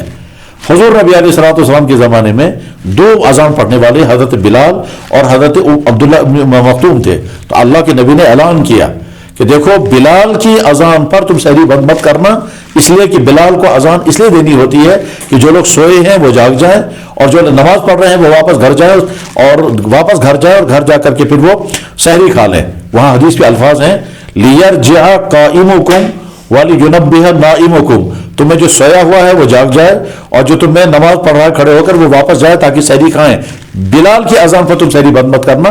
اس کے بعد عبداللہ ابن ام مکتوم جو نابینا صحابی تھے، وہ جب اذان پڑھتے تھے تو اس پر سحری بند ہو جاتی تھی۔ تو غرض یہ کہ جو سحری کا ٹائم ہے اس ٹائم سے پہلے سحری ختم ہو جانی چاہیے، اذان کا بھی انتظار نہیں کرنا چاہیے۔ اذان دینے والا ہم جیسا آدمی ہے وہ غلطی کر سکتا ہے، تو میٹر جو ہے وہ اذان نہیں، میٹر ٹائم ہے۔ کشمیر میں ایسا اکثر ہوتا ہے کہ جیسا ہم بانگ پڑھ رہے نہیں اور پھر ہم کہتے ہیں کہ نہیں ابھی تو اذان ہی ہو رہی ہے، نہیں ایسا نہیں ہے، اذان نہیں، میٹر ٹائم دیکھیں، ٹائم دیکھنا ہے۔ ویسے آج کل کے مطلب ہم دیکھیں گے ہمارے پاس بالکل گھڑی ہے، سب کچھ ہے، سب کچھ اب تو بہت آسان ہے، اب تو سیکنڈوں کے حساب سے ہم جان سکتے ہیں۔ مفتی صاحب ایک دو سوال اور آپ سے میں پوچھنا چاہتا ہوں کہ جیسے کئی بار کیا ہوتا ہے کہ ہماری نیند نہیں کھل جاتی ہے، تو اس حالت میں جیسے مطلب سحری کا وقت ختم ہو گیا ہے، اب میں نے گھڑی میں دیکھا کہ وہ سارا وقت ختم ہو گیا، تو اس حالت میں مجھے کیا کرنا ہے؟ جی ہاں، ایسا ہوتا ہے کبھی کہ انسانوں کی آنکھ نہیں کھل سکی، اگرچہ آج طرح کے جو ہیں الارمس ہیں، موبائل کے ذریعے، گھڑیوں کے ذریعے وغیرہ، مسجدوں میں اعلان بھی ہوتے ہیں، بعض محلوں میں ڈھول بجانے والے بھی آتے ہیں، سحر خان جسے کہتے ہیں وہ بھی آتے ہیں، لیکن بہرحال اگر کبھی کوئی انسان سحری کے لیے نہ جاگ سکا، سارے گھر کے لوگ سوئے رہ گئے اور اب جب جاگے ہیں تو سحری کا وقت ختم ہو چکا ہے، تو ان کو چاہیے کہ بغیر سحری کے روزے کی نیت کر لیں۔ بغیر سحری کے روزے کی نیت ان کی درست ہے، البتہ یہ ہو سکتا ہے کہ دن میں لوڈ پڑے گا بھوک کا، پیاس کا، لیکن برداشت کر لیں اور بغیر سحری کے روزہ رکھ سکتے ہیں۔ اللہ کے نبی علیہ السلام نے بہت مرتبہ بغیر سحری کے روزے رکھے ہیں۔ سحری کھانا بہت برکت کی چیز ہے، لیکن روزے کے درست ہونے کے لیے شرط نہیں ہے، کنڈیشن نہیں ہے کہ اگر کسی نے سحری نہیں کھائی تو روزہ ہی نہیں ہوا، نہیں ایسا نہیں ہے، بلکہ سحری کے بغیر اگر کسی مثلاً کسی آدمی نے سوچا کہ صبح کو تو مجھے جاگنا مشکل ہے، اب میں سونے سے پہلے تھوڑا سا کھا لوں گا، وہی میری سحری ہو گئی، تو وہ بھی سحری بن جائے گی۔ تو اس لیے اگر خدا نخواستہ کہیں کوئی لوگ جاگ نہیں پائے اور صبح ہو چکی ہے تو اب وہ چاہیں تو بغیر سحری کھائے، بغیر پانی کا قطرہ لیے اسی وقت نیت کر لے، روزہ ان کا صحیح ہو جائے گا۔ ایک کنفیوژن ہے کہ مطلب صبح کس کو کہیں گے؟ ہاں، صبح نام ہے وہی ٹائمنگ کا جس کو کہتے تھے اختتامی سحری کا وقت، وہ جو اختتامی سحری کا وقت ہے، سحری ختم ہونے کا جو ٹائم دکھایا جا رہا ہے بس وہ نہیں۔ اب میں فجر کے بعد فرض میں فجر میں نے مس کی، ہاں میں مثال بتاتا ہوں، فرض کیجیے سحری کا آخری منٹ ہے 5:05 پر، جیسے آج کل سحری مثلا 5:05 پر ختم ہو رہی ہے اور ہم 5:30 بجے آنکھ کھلی ہماری، جی تو اس کا طب یہ سحری کھانے کا وقت ہمارا ختم ہو چکا ہے، اب ہمیں سحری نہیں کھانی ہے، اب روزہ رکھنا ہے تو بغیر سحری کے روزہ رکھنا ہے۔ اور اگر آپ سمجھتے ہیں کہ صاحب روزہ ہم نہیں رکھ پائیں گے، بہت لوگ پڑے گا، ہم کچھ بھی نہیں کر پائیں گے، لہذا ہم نے ڈیسائیڈ کر لیا کہ روزہ نہیں رکھیں گے، تو پھر آپ دن میں روزہ نہیں رکھیں گے، آپ رمضان کے بعد یہ روزہ رکھیں گے، مگر رمضان کے اندر اس روزے کا جو فائدہ تھا وہ رمضان کے بعد کے روزے کا فائدہ وہ نہیں ہوگا، لیکن ہر اس کا ایک ہی ہے، بہتر ہے اس وقت۔ یعنی فرض کیجئے اگر آپ مجھ سے پوچھیں گے کہ اگر تمہارے ساتھ کبھی ایسا ہوا اور تمہاری آنکھ نہ کھلی تو تم کیا کرو گے، تو میں عرض کروں گا کہ میں اس وقت بغیر سحری کے روزہ رکھ لوں گا، چاہے دن میں کتنی بھوک کیوں نہ لگے۔ چنانچہ میں اپنا واقعہ سناتا ہوں کہ ایک دفعہ اگست کے مہینے میں جب 48 سے 49 ڈگری کی گرمی تھی اور میں نے سحری کھائے بغیر، نہ پانی پیا نہ سحری کھائی، روزہ رکھا، تو دن میں 5 مرتبہ غسل کیا، 5 مرتبہ باڈی میں پانی ڈالا، اور شام کو جب افطاری کا وقت آیا تو 3 مگ پلا، 5 مگ پانی میں نے پیا افطاری کے وقت۔ یہ جب میں دیوبند میں تھے، بالکل دیوبند میں تھا، مسجد خلا میں امام تھا، اور میں صبح کو سحری میں نہیں جاگ پایا، اور جب مؤذن صاحب اذان پڑھنے کے لیے آئے تو میری آنکھ کھلی، تو بغیر سحری کے روزہ رکھا۔ اگست کا مہینہ تھا، 48 سے 49 ڈگری کی گرمیاں تھی، میں نے دن میں 5 مرتبہ بدن پر پانی ڈالا اور شام کو 5 مگ پانی پیے، چونکہ بہت زیادہ پیا اس لیے یاد آئی ہے اور یہ بھولتا نہیں ہے کبھی۔ جی ایک اور جو سوال ہے، کیونکہ رمضان کے بعد مطلب جیسے رمضان میں بھی ہو، رمضان کے بعد بھی زکوٰۃ، جیسے زکوٰۃ دیتے ہیں ہم رمضان میں، مجھے لگتا ہے کہ زکوٰۃ کی بہت سارے لوگوں کو ضرورت پڑتی ہے، اور رمضان کے بعد بھی، اور ایک زکوٰۃ کا سلیب کیا ہوتا ہے؟ بہت اچھا، زکوٰۃ رمضان میں دینے والوں کا بھی مزاج ہوتا ہے اور لینے والے بھی زیادہ کوشش کرتے ہیں کہ رمضان میں لوگ دیں گے، اس لیے ہم بھی پہنچنے کی کوشش کریں گے، تو زکوٰۃ لینے والے بھی پہنچتے ہیں اور زکوٰۃ دینے والے بھی شوق سے دیتے ہیں، اور اس لیے بھی شوق سے دیتے ہیں کہ ایک تو رمضان میں زکوٰۃ دینے کا ثواب بہت زیادہ بڑھ جاتا ہے، دوسرے رمضان میں دینے کا مزاج پیدا ہوتا ہے، انسان کے دل میں مال کی محبت ہے جی۔ اور یہ مال نکالنا بڑا مشکل ہوتا ہے، لیکن رمضان کے اندر مزاج بن جاتا ہے تو طبیعت آمادہ ہو جاتی ہے دینے کے لیے، ورنہ عام طور پر طبیعتیں آمادہ نہیں ہوتی ہیں۔ اسی لیے بہت سارے لوگ جو ہیں فضول خرچی میں تو ہزاروں اڑائیں گے، زکوٰۃ دینے کے لیے تیار نہیں ہوتے ہیں۔ یعنی مان لیجئے ہوٹلوں میں تو ہزار اڑائیں گے، شام تک ہوٹل میں جا کر کے 10,000 کا بل دے کر کے آئیں گے، ٹھیک، لیکن چند سو زکوٰۃ دینے کو تیار نہیں ہوتے۔ یا ایسے ہی مان لیجیے جیسے ایک انسان ایک دن میں سینکڑوں روپے کا ریچارج تو کرنے کو تیار ہوتا ہے، جی۔ لیکن مسجد کے امام صاحب کی 50 روپے کا چندہ پورے مہینے دینے کو تیار نہیں ہوتا۔ زکوٰۃ کے بارے میں اصل میں اچھی طرح سے سمجھنے کی ضرورت ہے کہ زکوٰۃ کا فرض ہوتی ہے۔ اللہ کے نبی علیہ السلام کے زمانے میں کرنسی نہیں تھی، ان کے زمانے میں سونا اور چاندی تھا، اور سونے چاندی ہی کی کرنسی تھی۔ تو ہمارے نبی نے اپنے زمانے میں سونے اور چاندی کے کرنسی کی بنیاد بنا دی کہ اتنا سونا ہوگا تو زکوٰۃ لازم ہوگی، اتنی چاندی ہوگی تو زکوٰۃ لازم ہوگی۔ وہ جو اس وقت انہیں سونا اور چاندی بتایا تھا کہ اتنا سونا جس کے پاس ہوگا اس پر زکوٰۃ لازم ہوگی، اس سے کم ہوگا تو معاف، اور اتنی چاندی کس کے پاس ہوگی اس پر زکوٰۃ لازم ہوگی، اس سے کم ہے تو معاف۔ اس کو جب ہم آج دیکھتے ہیں تو آج وہ بنتا ہے 612 گرام چاندی یا 87 گرام سونا، 87 گرام سونا جس کے پاس ہے، اسلام اسے کہتا ہے آپ مالدار ہیں، آپ پر زکوٰۃ لازم ہو گئی۔ یا 612 گرام چاندی جس کے پاس سلور جس کے پاس ہے، اس کو ہم کہیں گے آپ زکوٰۃ دینے والوں میں آ گئے، آپ کو زکوٰۃ دینی ہوگی۔ اب ایک شخص کہتا ہے میرے پاس مثلاً لڑکا ہے، وہ کہتا ہے جناب میرے پاس نہ گولڈ ہے نہ سلور ہے، میرے پاس تو کرنسی، تو جواب آئے گا کہ 612 گرام کنورٹ کریں گے کرنسی میں۔ مثلا فرض کیجئے آج اگر 50,000 روپے میں 612 گرام چاندی آتی ہے تو ہم آپ کہیں گے کہ جو ہی آپ کے پاس 50,000 روپے آ گیا، آپ پر زکوٰۃ فرض ہو گئی۔ فرض کرتے ہیں آپ کے چھوٹے بھائی ہیں اور وہ ابھی کالج میں پڑھ رہے ہیں، ان کا خرچہ سارا آپ اور آپ کے ابا جان اٹھا رہے ہیں، جی۔ تو ڈیڈی کے خرچوں سے اپنی زندگی چلا رہے ہیں، چاہے 2,000 چاہے 3,000 چاہے 5,000 اسے آپ دے رہے ہیں، بلکہ ہو سکتا ہے 10,000 بھی منتھلی دے رہے ہوں گے، لیکن وہ لیتا ہے، خرچ کرتا ہے، زندگی چل رہی ہے۔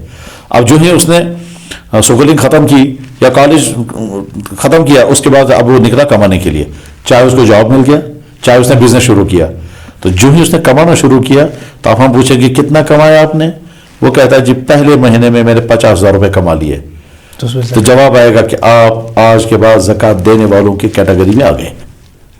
ٹھیک، یہ جو ہی گھر آیا اس نے آدھی تنخواہ اپنی امی کو دی، آدھی تنخواہ اپنے ابو کو دی کہ ڈیڈی یہ پہلی میری تنخواہ ہے، میں اپنے لیے نہیں رکھنا چاہتا ہوں، آپ نے مجھے لکھایا پڑھایا، یہ آپ لے لیں آدھی اور آپ آدھی لے لیں۔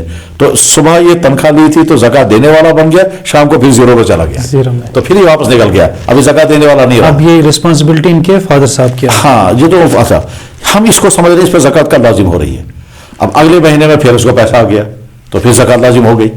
اب جس مہینے میں اس پہ زکوٰۃ لازم ہو گئی ہے، جس مہینے میں زکوٰۃ لازم ہو گئی ہے، یہ مہینہ اس کو نوٹ کر کے رکھنا ہے، فلاں مہینے میں اسلامی رول کے مطابق مالدار بن گیا اور مجھ پر زکوٰۃ لازم ہو گئی ہے، بس یہ مہینہ لکھ کے رکھا، اب پورے سال پیسہ آ رہا ہے اور خرچ ہو رہا ہے، یہ گھر پہ، اپنے آپ پہ، بیماروں پہ، گھر کی چیزیں لانے پہ خرچ ہو رہا ہے، سیلری آ رہی ہے خرچ ہو رہا ہے، دکان سے پیسہ کما رہا ہے خرچ ہو رہا ہے۔ اگلے سال جب وہی ڈیٹ آئے گی، اگلے سال وہی ڈیٹ آئے گی تو اس وقت ہم کہیں گے آپ حساب کرو آپ کے پاس ٹوٹل کتنا ہے، اور یہ سارا بیلنس ہے، جو جتنا ٹوٹل ہے اس کا 2.5% آپ کو زکوٰۃ دینی ہے۔ تو پچھلے سال مان لیجیے میں ایک مثال لیتا ہوں، ایک نوجوان لڑکا ہے، آج ہی سے اس نے کمانا شروع کیا، اسی مہینے میں اس کو جاب لگ گئی اور اسی مہینے میں مان لیجیے اس کو 60,000 روپے سیلری مل گئی، تو جو ہی 60,000 سیلری مل گئی ہم کہیں گے آپ مالدار بن گئے۔ یہ 10,000 اپنی والدہ کو دیتا ہے، 10,000 اپنی بہن کو دیتا ہے، 10,000 اس کو دیتا ہے، 20,000 اپنے لیے رکھتا ہے، اور اگلے مہینے میں تو اب جس مہینے میں اس کو 60,000 کی سیلری مل گئی یہ مالدار بن گیا۔ اگلے سال اسی مہینے میں مان لیجیے آج شعبان ہے، شعبان کی 25 تاریخ کو اس کو پہلی سیلری مل گئی، تو ہمارے شعبان کی 25 تاریخ کو آپ مالدار بن گئے۔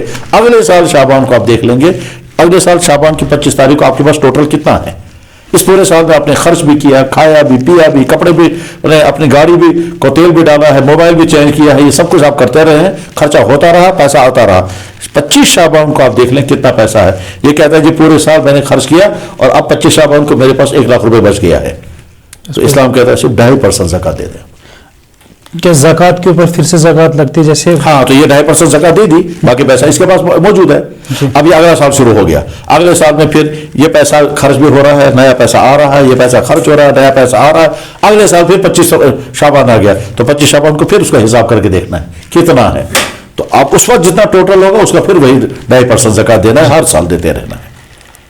और इस बारे में एक चीज़ और बताऊंगा कि जब किसी लड़का हो या लड़की हो, शादीशुदा हो या गैर शादीशुदा हो, खुसूसन हमारे घरों में जो लेडीज़ होती हैं उनके पास गोल्ड होता है, चाहे वो मायके वालों का दिया हुआ हो, चाहे वो हस्बैंड वालों का दिया हुआ हो, उसकी वो गोल्ड कितना है उसका अच्छी तरह से हिसाब करके किसी जानने वाले पूछना चाहिए, मेरे पास इतना कैश है, इतना गोल्ड है, इतना सिल्वर है, इतना ये है, मुझे इनकी ज़कात देनी है या नहीं। और साथ में मैं चंद बातें और ऐड कर देता हूँ कि हमारे घरों में बहुत सारी चीज़ें वो हैं जिन पर ज़कात नहीं है। मसलन आपकी पर्सनल यूज़ के लिए जो गाड़ी है उस पर कोई ज़कात नहीं। आपके घर में बहुत कीमती कालीन है, उस पर कोई ज़कात नहीं। आपके घर में फ्रिज है, वॉशिंग मशीन है, जनरेटर है, कोई ज़कात नहीं है, चाहे फ्रिज आपके पास 1 लाख रुपए का क्यों ना हो। आपके हाथ में मोबाइल है जो इतना कीमती है, कोई ज़कात नहीं है। इस तरह की तमाम यूजिंग की जो चीज़ें हैं उन पर ज़कात नहीं है। आपके बिस्तरे, आपके बर्तन, यहाँ कश्मीर में घरों में हुआ करता था तराम, तो उस पर भी ज़कात नहीं है। दरअसल ज़कात जो है वो बिक्री के माल पर है। आपने गाड़ी खरीदी अपने इस्तेमाल के लिए, उस पर ज़कात नहीं। आपने गाड़ी खरीदी किराए पर चलाने के लिए, उस पर भी ज़कात नहीं। लेकिन आपने गाड़ी खरीदी बेचने के लिए, तो ये दुकान का माल है, उस पर ज़कात है। मुफ्ती साहब, हम अपने प्रोग्राम में जैसे कश्मीर कोश प्रेस चवाना अंतम, तो एक कश्मीरी प्रेस है, तो मुझे इसका मतलब बनाइए और बताइए, और इसका इस दीन से क्या मतलब इसका ताल्लुक निकाल सकते हैं। पुरमुच्छो गुरमुत मतलब क्या है कि ऐसे? पहली बात मैं अर्ज करता हूँ कि कश्मीरी जुबान में बहुत सारी ज़रबुल अमसाल, जिसका प्रेस कहते हैं या फ्रेस कहते हैं, उसको हमारे यहाँ ज़रबुल अमसाल कहा जाता है। ये ऐसे जुमले जो ज़ाहिर में बहुत छोटा सा जुमला होता है लेकिन उसका माना बड़ा वसी होता है, तो कश्मीरी जुबान में बहुत कीमती जुमले हैं इस तरह के।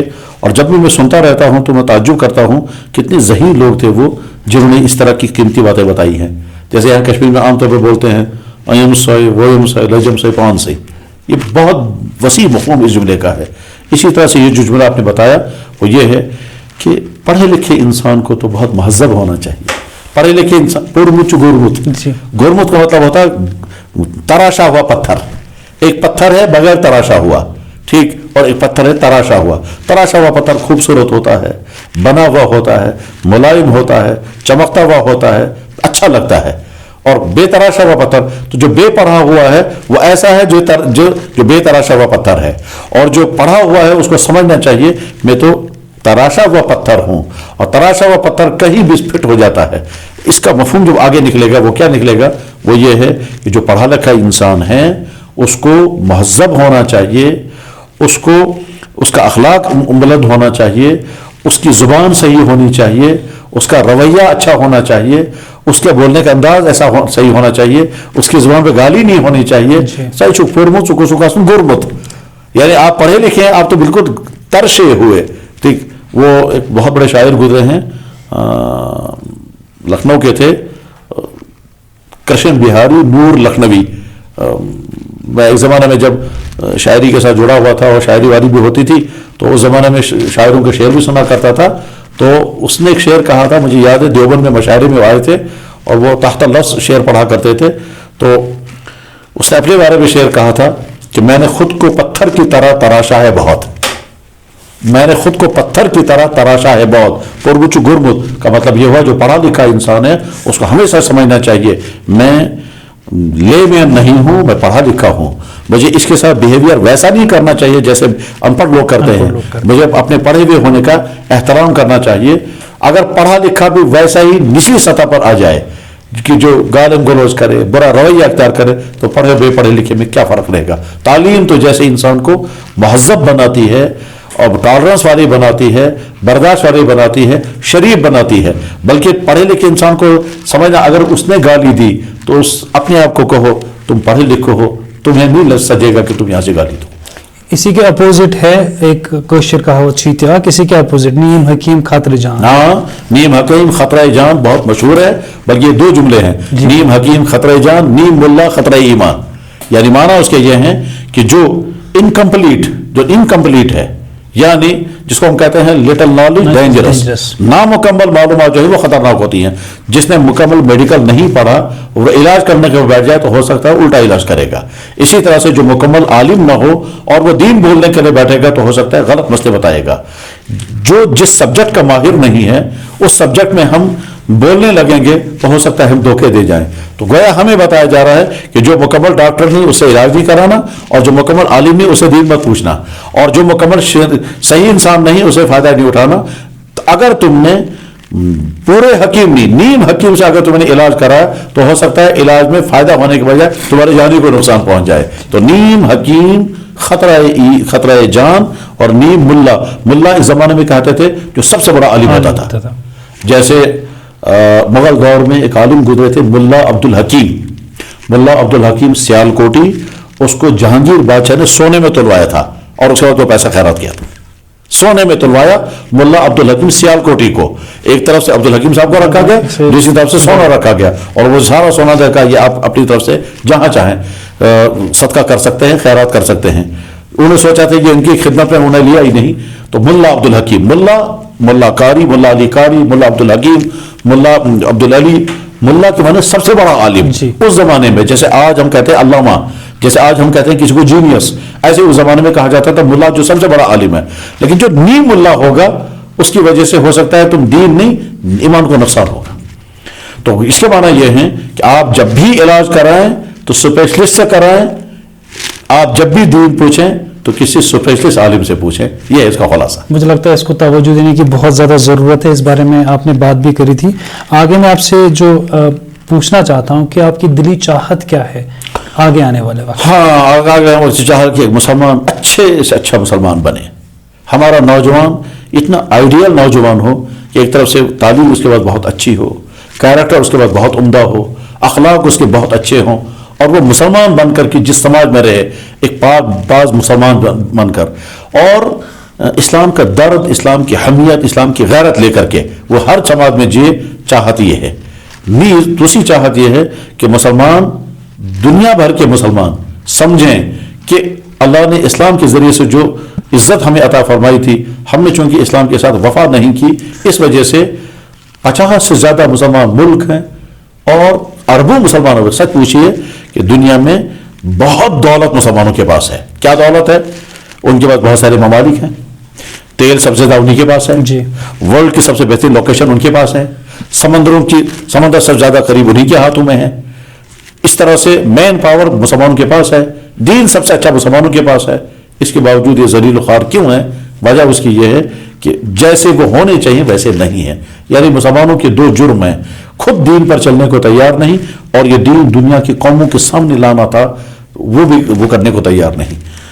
जब भी ये दीन दूसरों के सामने आता है तो हैरान हो जाते हैं कितना अच्छा दीन है, कितना बेहतरीन दीन है। अभी पिछले हफ्ते यही कश्मीर ये श्रीनगर शहर में एक शख्स ने जब इस्लाम कबूल किया और हाई सोसाइटी के आदमी थे, तो कैसे वो खुश था कि कितनी अच्छी बातें हैं, कितना अच्छा दीन है। और वो बाद में जब मिले तो कह रहे थे कि मुझे इतनी शांति महसूस हो रही है, इतनी खुशी लग रही है कि मैंने ज़िंदगी में कभी ऐसी खुशियाँ नहीं देखी। तो और उसको किसी ने इस्लाम दाव। तो हम सब की चाहत है काश हम खुद दीन पर चलने वाले बने, हमारे उलमा वैसे उलमा हो जैसे उलमा हुआ करते थे। हमारा बिजनेसमैन बिल्कुल अमानतदार, दयानतदार, कस्टमर को केयर करने वाला, धोखा न देने वाला। यहीं से कस्टमर को कहें ये सामान ठीक नहीं है तुम मत लेना, यहीं से कस्टमर को कहें ये डुप्लीकेट है ये ओरिजिनल है। हमारा दफ्तर का मुलाजिम करप्शन से बिल्कुल दूर। इस वक्त सूरत हाल ये है कि हमारे दफ्तरों का ऊपर से लेकर नीचे तक अक्सर लोग कामचोर भी है, रिश्वतखोर भी है। कामचोर और रिश्वतखोर बहुत थोड़े लोग हैं जो इस वबा से, इस मुसीबत से बचे हुए हैं, और ना ऊपर से लेकर नीचे तक अक्सर उनका हाल यही है। दुकानों पर हमारे सेल्समैन हैं वो अमानतदार नहीं है, और आखिर में दुकानदार निकाल। काश हमारे अंदर दियानतदारी पैदा हो, अखलाक पैदा हो, अल्लाह का खौफ हमारे अंदर आ जाए। जवान तमाम उन्हीं बुरी बातों से बचें जिन बुरी बातों की वजह से आज के जवान बिगड़ रहे हैं। ड्रग्स, फैशन, आवारगी, फजूल खर्ची, माँ बाप की नाफरमानी और सोशल मीडिया के में बेफायदा चीज़ें। मतलब मान लीजिए चैटिंग हो रही है रात भर, वीडियो गेमें खेल रहे हैं जिनका कोई फायदा नहीं। आपकी ज़िंदगी, जवान की ज़िंदगी बहुत कीमती है, एक एक मिनट। इस मिनट को आप जवानी को गुजार रहे हैं वीडियो गेमों में, घंटों घंटों तक उसका मिलने वाला कुछ नहीं है। तो اس ٹائم پہ جوانی کی زندگی میں تو انسان کو چاہیے بس یہی تمنائیں ہیں کہ ہمارے مدرسے اچھے ہوں, ہمارے تعلیم گاہوں میں کیریکٹر کے ساتھ, اسلامی سوچ کے ساتھ اونچی سے اونچی مضبوط تعلیم دی جائے اسٹینڈرڈ کے ساتھ, اور ہم اسلام کے وفادار بن کر کے رہیں, بس یہی چاہتے ہیں. جوانوں کے متعلق بھی, خواتین کے متعلق, مزدوروں کے متعلق, بزنس مینوں کے متعلق, پڑھے لکھے, اور ایک اور چاہت ہے ہمارے سماج میں جو انٹلیکچوئل لوگ ہیں جن کو اللہ نے قلم دیا ہے, ذہانت دی ہے, وہ اپنے قلم اپنے ذہانت کو کس چیز میں استعمال کر رہے ہیں وہ بار بار سوچیں. جی, وہ تعمیر انسانیت میں کام کر رہے ہیں یا تخریبی انسانیت میں؟ وہ انسانوں کو مثبت راستے پر لا جا رہے ہیں یا منفی؟ بس مان لیجئے ایک کو اللہ نے بہت ذہن عطا کیا ہے لیکن وہ فحش شاعری کر رہے ہیں یا فحش ناول نگاری کر رہے ہیں یا ایسے کالم لکھ رہے ہیں کہ جو انسانوں کے ذہن کو خراب کر رہے ہیں. تو کاش ہمارا انٹلیکچوئل یہ سمجھے کہ میں انٹلیکچوئل ہونے کے ساتھ سے پہلے میں مسلمان ہوں, اور مسلمان ہونے کی حیثیت اقبال کا نمونہ ہمارے مسائل موجود ہے. تو اقبال کو جتنی ذہانت تھی اور جتنے جینیس انسان تھا اس اپنی ساری ذہانت کس چیز میں خرچ کی ہے. تو ہمارا انٹلیکچوئل جو کلاس ہے وہ, اور لوگ قوم کا ذہن اور مزاج جو ہے وہ انٹلیکچوئل ہی بناتے ہیں. بس ان تمام طبقوں کے متعلق یہی چاہت ہے کہ یقین محکم, عمل پہمم, محبت فاتح عالم, جہاد زندگانی میں یہی ہے مردوں کی شمشیر ہے, یہی تمنا. مفتی صاحب ایک ہماری سوسائٹی کو ایک کیا میسج دینا چاہتے ہیں اس کو, یا ہمارے یوتھ کو, اس کو ہم کہتے ہیں دا میسج دیٹ انسپائر, سے ہم سب سے پوچھتے ہیں. بہت اچھا. جناب رسول اللہ صلی اللہ علیہ وسلم نے فرمایا ابغض الرجال الی اللہ الولد الخصیب. یہ حدیث کی کتابوں میں ہے, بخاری شریف میں بھی ہے. اس کے معنی یہ ہے کہ اللہ تعالیٰ کو بہت نفرت ہے اس انسان سے جو الد الخصم ہو. یہ الد الخصم ایک ٹرم ہے. اس کے معنی یہ ہے ایک ایسا انسان جس کا وطیرہ, جس کا بیہیویئر, جس کا رویہ, جس کا اٹھنا بیٹھنا ایسا ہو کہ سارے لوگ اس سے کان پکڑتے ہو, دور بھاگتے ہو, اس سے بچنے کی کوشش کرتے ہو. اس حدیث کی بنیاد پر اگر کوئی میسج دی جا سکتی ہے تو یہ کہ ہم میں سے جو باپ ہے وہ اتنا اچھا باپ بنے کہ بیٹا کہنا چاہیے اس سے اچھا باپ نہیں ہو سکتا, اور اگر کوئی بیٹا ہے تو اتنا اچھا بیٹا بنے کہ باپ کہنا چاہیے کہ اس سے اچھا بیٹا نہیں ہو سکتا. اگر کوئی ہسبینڈ ہے تو اتنا اچھا ہسبینڈ بنے کہ اس کی وائف کہنی چاہیے اس سے بہتر نہیں ہو سکتا. اور جو وائف ہے وہ اتنی اچھی ساس بنے کہ بہو کہنی چاہیے تو ماں ہے, اور بہو اتنی اچھی بہو بنے کہ ساس کہنی چاہیے تو میری بیٹی ہے, اس کے بغیر میں جی نہیں پاؤں گی. اچھے سے اچھا باپ, اچھا بیٹا, اچھا دوست, اچھا وکیل, اچھا جج, اچھا ڈاکٹر, اچھا لائر, اچھا کسٹمر, اچھے سے اچھا بنے. ہمارا دین یہی کہتا ہے, اللہ بھی یہی چاہتے ہیں میرا ہر بندہ اچھے سے اچھا ہو, اللہ کے نبی بھی یہی چاہتے ہیں, دین اور کامیابی بھی اسی میں ہے. تو ہم سب اچھے سے اچھا بنیں, اتنے اچھے کہ جیسے ہم چاہتے ہیں وہ میرے ساتھ بیہیویئر کرے, اس سے زیادہ اچھا بیہیویئر میں یہاں سے کروں. جناب رسول اللہ صلی اللہ علیہ وسلم نے فرمایا تم تب تک مکمل مومن نہیں بن سکتے جب تک تم اپنے بھائیوں کے لیے وہی چیز پسند نہ کرو جو تم اپنے لیے پسند کرتے ہو. میٹر دکھنے میں بہت چھوٹا ہے لیکن بہت بڑا ہے. سچ بات یہ ہے کہ اخلاقیات پر لکھی ہوئی ساری لائبریری ایک طرف اور محمد صلی اللہ علیہ وسلم کا یہ جملہ ایک طرف, یہ سب پر بھاری ہو جائے گا. یہ ساری اخلاقیات پر لکھی ہوئی لائبریری ہے, اسے ایک جملے کی تشریح ہے. بس یہی میسج ہم سب ایسے ہی بننے چاہیے, اسی میں ہماری کامیابی ہے. مفتی صاحب اگر ہمارے اس وقت اجازت دیتا میں آپ سے بہت سارے سوال پوچھتا, کیونکہ مجھے لگتا ہے کہ ہمارے نوجوانوں کو ایسے سوالات ہیں ان کو سمجھنے کی ضرورت ہے. انشاءاللہ آئندہ ہمیں اگر وقت ملے گا ہم آپ کو پھر سے دعوت دیں گے. ہم ان سوشل ایشوز ہو گئے, بہت ساری ایسی چیزیں ہیں جو ہم رمضان سے باہر ہیں, ان کے بارے میں ضرور ڈسکشن کریں گے. تو آپ نے وقت دیا اس کے لیے تہہ دل سے شکریہ. ہماری طرف سے کچھ یہ گفٹس ہیں. نہیں یہ اس کی بالکل ضرورت نہیں, یہ شتوان سر نہیں, یہ کچھ گفٹس ہیں. یہ ہماری طرف سے ہیں. ایشاق بچی انہوں نے آپ کے لیے بنایا ہوا ہے. ان کا نام ہے حمیرہ ٹھاکر, انہوں نے آپ کے لیے خود ہاتھ سے بنایا ہوا ہے. بہت خوب. ہاں, یہ کیلیگرافی کرتی ہے ایشا, یہ بہت اچھا ہنر ہے, یہ انہوں نے بنایا ہے. اچھا, بہت اچھا, شکریہ جی. اور یہ آپ کے لیے خطری چاکلیٹ. نہیں یہ سب آپ کے لیے. ہماری اچھا کشمیری جو ہے مہمان نوازی کرتے ہیں اس صورت. ہاں, کشمیری نوازی تو بہت مثالی ہوتی ہے اور واقعی. تو یہ سب اس کے لیے تہہ دل سے شکریہ. ٹھیک ہے, انشاءاللہ اگر وقت رہا تو آپ سے پھر سے ملاقات. چلیے, السلام علیکم.